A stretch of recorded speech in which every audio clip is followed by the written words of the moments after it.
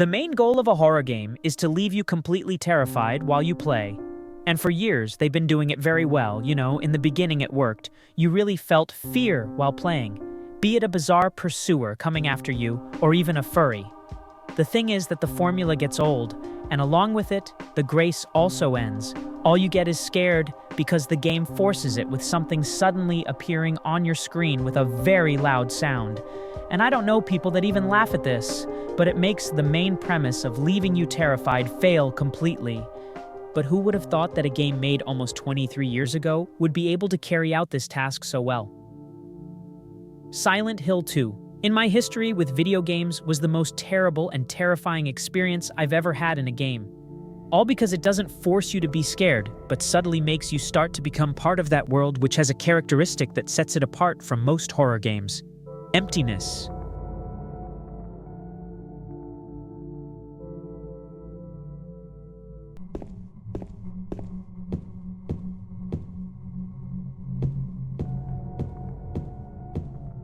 In Silent Hill, we are stuck in the endless sea of liminality and transition. It's a game that causes you anguish with some doors that supposedly lead to the exit, in fact, distance you even further from it. Each room in the game is intertwined with what makes liminal spaces so scary to us. Numerous empty streets, decrepit buildings, hospitals, a cemetery, and even a prison that doesn't seem to make sense structurally. Each scenario that the game presents to us was made purposefully to give us the utmost sense of isolation. There is nothing else alive in motion in that place, but be sure that you are not alone.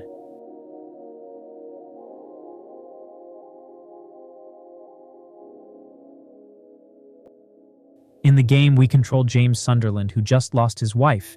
His world crumbled and nothing makes sense anymore. Everything has become a glimpse for him. But what if all that was a dream or a misunderstanding?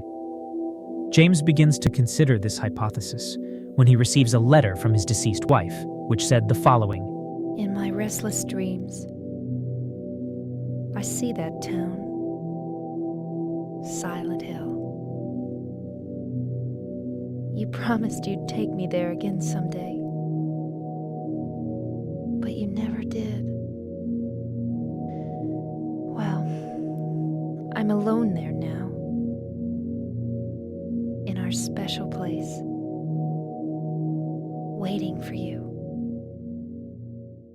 Before we begin the search for Mary, James touches his own face as a way to confirm if all that was real. How could his deceased wife be in that distant city? It makes no sense. Where were the people from that place? Why does the protagonist insist on looking for a woman who was already dead? And the first path we take is very long and especially tiring, as if it was the game telling you that there is no turning back, and with each advance you make, it's as if you're going deeper and deeper into James's mind. In truth, what awaited us was not a simple search for someone, but a passage through hell so that James would face his own demons in a sort of punishment journey.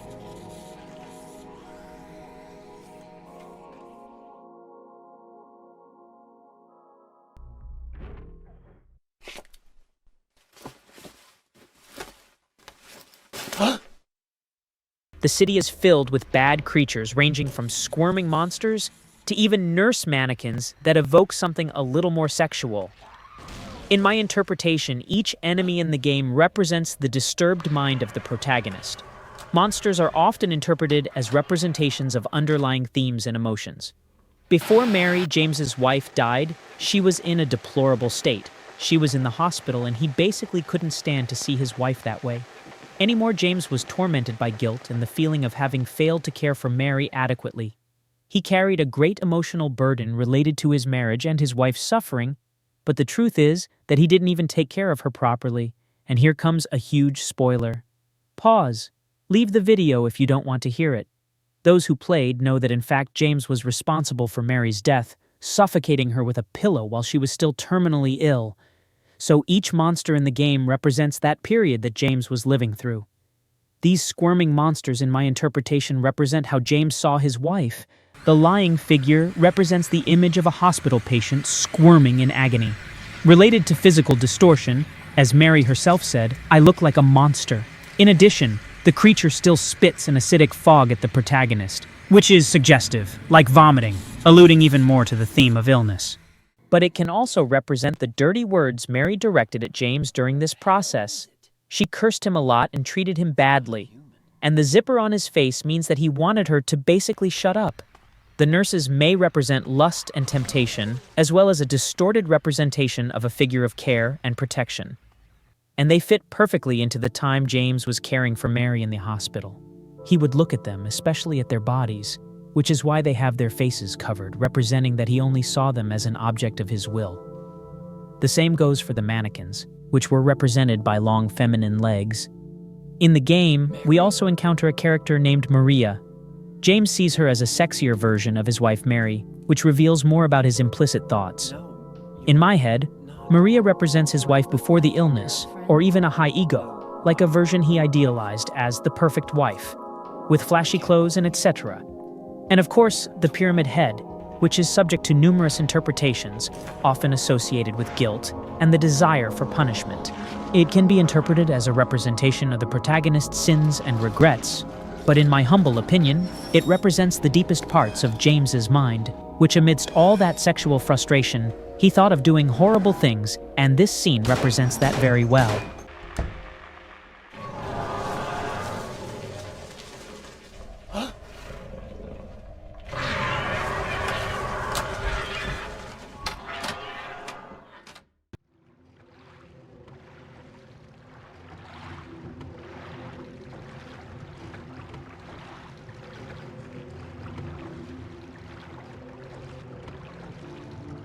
As we continue playing, we realize that despite how eerie that city is, none of that exists in reality.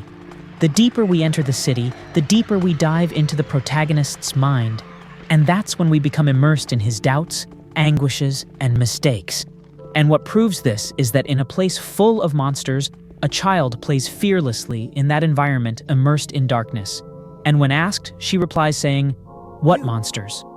Other people who are wandering around the city seem to be in deep reflection about something that happened.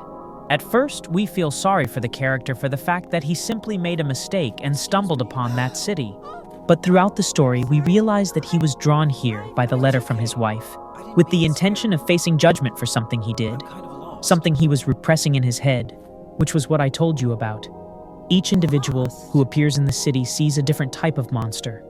Other characters reveal through clues that they also see creatures, but in a different way, adapted to their own psychological problems. No one goes to this city on their own. In fact, they are tempted by something, like in the character's case, the letter from his deceased wife. And it is very interesting the way the game shows that each character sees the city from a different perspective according to what they went through.